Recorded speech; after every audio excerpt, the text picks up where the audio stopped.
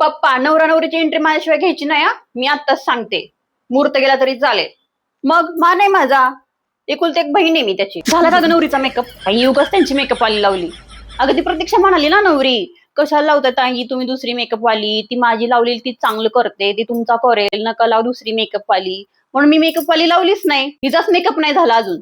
तासभर अशीच बसलीये क्लिपा लावून. असली कसली कपडे घातलेत म्हणजे सिल्क ड्रेस चालतात बा माझ्या सासू सासऱ्यांना. हो फॅशनेबल काही घाल, वन पीस वगैरे दिल्लीला राहतो ना आम्ही, त्यामुळे नवऱ्याचं पण काही म्हणणं नसतं माझ्या. भैया माझे आधी फोटो काढा. कशाला नवरदेवाचे फोटो काढत बसला एकटे? अजून नवरी पण आली नाही तोपर्यंत आमच्या दोघांचे काढा. ते जागा आमच्यांना बोलव.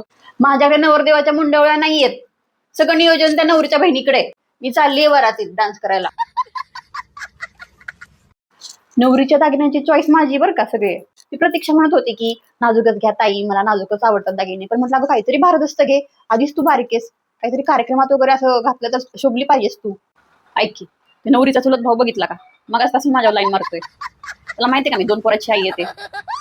मगाचपासून बाबा झालं माझ्या पूर्ण शायनिंग मार्क येतोय. आई माई सासूबाईंचा आणि जावेचा पोशाख वेगळा काढलाय ना. दुसऱ्या साडी देऊ नका, नाही तर मग काट कसले ते त्याचे. अगं मगाचपासून नवरा नवरीचा आहेर डबा घेऊन फिरतीये.